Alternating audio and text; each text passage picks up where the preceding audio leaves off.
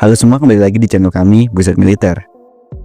Kita sering melihat regu kecil yang menggunakan perahu karet atau sekoci bergerak dari kapal perang untuk melakukan pemeriksaan dan penegakan hukum di laut. Dan regu inilah yang dikenal sebagai regu VBSS. Apa itu regu VBSS? Akan kita bahas pada video kali ini. Sebelum masuk ke pembahasan utama, untuk kalian yang baru melihat channel kami, bisa mengklik tombol subscribe atau berlangganan terlebih dahulu, agar tidak tertinggal video terbaru dari kami.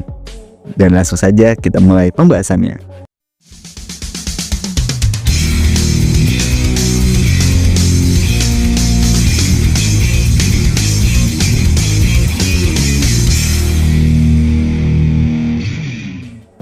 Visit Board Search and Seizure atau VBSS merupakan salah satu prosedur operasional penting yang dilaksanakan oleh TNI Angkatan Laut dalam rangka menjalankan fungsi penegakan hukum, pengamanan, serta pelindungan kedaulatan negara di wilayah perairan nasional maupun di jurisdiksi Indonesia. Prosedur ini menjadi instrumen utama dalam menghadapi berbagai bentuk pelanggaran hukum di laut, mulai dari penyeludupan, illegal fishing, pelanggaran wilayah, hingga kejahatan lintas negara yang memanfaatkan jalur laut sebagai operasionalnya.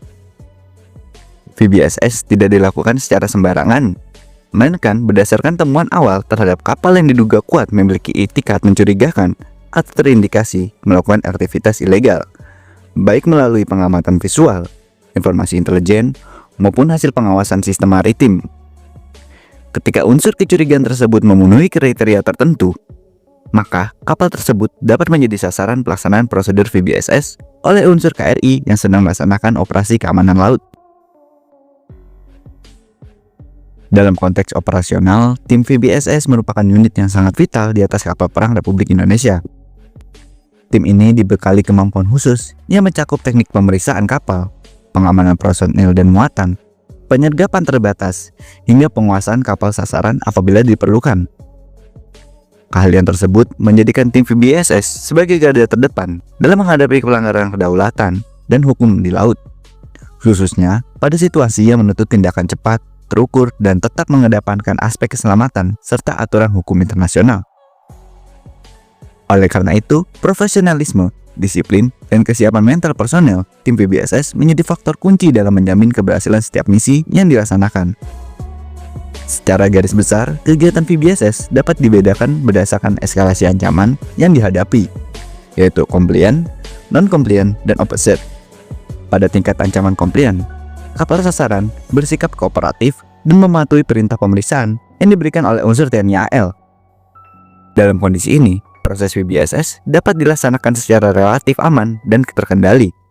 Sementara itu, pada tingkat non-compliant, kapal sasaran menunjukkan sikap tidak patuh seperti menghindari pemeriksaan, memperlambat respons, dan melakukan manuver yang mencurigakan. Situasi ini menuntut kesiapsiagaan lebih tinggi dari tim VBSS. Meskipun masih berada dalam kerangka operasi keamanan laut normal atau constabulary role, berbeda halnya dengan tingkat ancaman opposite, di mana kapal sasaran melakukan perlawanan aktif, baik bersenjata maupun tidak bersenjata. Eskalasi ini, pelaksanaan VBSS dapat melibatkan unsur khusus seperti tim VBSS Kopaska, yang memiliki kemampuan operasi khusus untuk menghadapi ancaman berintensitas tinggi, termasuk dalam skenario operasi infiltrasi, latihan matra, maupun latihan bersama dengan negara sahabat. Susunan tim VBSS sendiri terbagi menjadi dua unsur utama, yakni tim VBSS KRI dan tim VBSS Kopaska, yang disesuaikan dengan tingkat ancaman dan karakteristik misi. Tim VBSS KRI umumnya terdiri atas 7 personel dengan pembagian tugas yang jelas dan saling mendukung.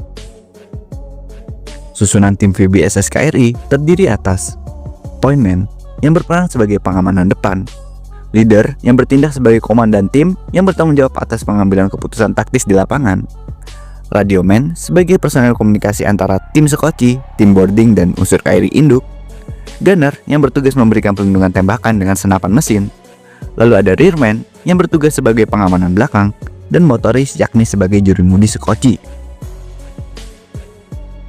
Sementara itu, tim VBSS Kopaska memiliki struktur yang lebih kompleks dan terbagi ke dalam dua regu, yaitu regu boarding dan regu support.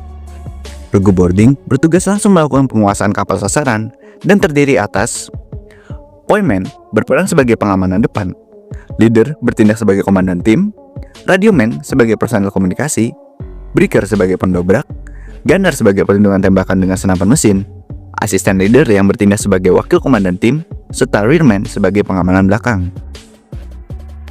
Regu support berfungsi memberikan dukungan dari jarak tertentu dan terdiri atas sniper sebagai penembak jitu, observer sebagai pengamat, gunner sebagai perlindungan tembakan dengan senapan mesin, radioman sebagai personel komunikasi, serta motoris yaitu jurumudi Sokoci. Pembagian ini memungkinkan pelaksanaan VBSS dengan tingkat presisi dan keamanan yang lebih tinggi, terutama pada situasi ancaman offset yang menuntut koordinasi lintas fungsi dan penguasaan medan yang optimal. Penetapan personel di dalam Sokoci juga tidak dilakukan secara acak, melainkan diatur berdasarkan strategi dan perencanaan yang matang.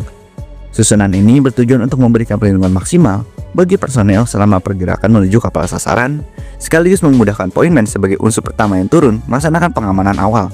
Tata letak personel yang tepat akan sangat mempengaruhi kecepatan reaksi, sudut pengamanan, serta kelancaran proses boarding, khususnya dalam kondisi laut yang dinamis dan berisiko tinggi. Pada akhirnya, keberhasilan penyelenggaraan kegiatan VBSS dalam suatu operasi sangat ditentukan oleh efektivitas sistem komando dan kendali. Sistem komando yang jelas, terstruktur, dan terintegrasi akan mencegah terjadinya simpang siur perintah, serta memastikan setiap personel memahami peran dan tanggung jawabnya. Komando dan kendali yang baik juga memberikan keyakinan penuh kepada tim VBSS yang bertugas di daerah operasi, sehingga mereka dapat melaksanakan tugas secara profesional, disiplin, dan tetap berada dalam koridor hukum serta aturan pelibatan yang berlaku. Sampai sini dulu pembahasan kita kali ini. Untuk segala jenis narasi yang masih kurang jelas, dapat memberikan pendapat ataupun pertanyaan di kolom komentar di bawah. Terima kasih untuk kalian semua sudah menonton video ini sampai akhir. Sampai jumpa di next video.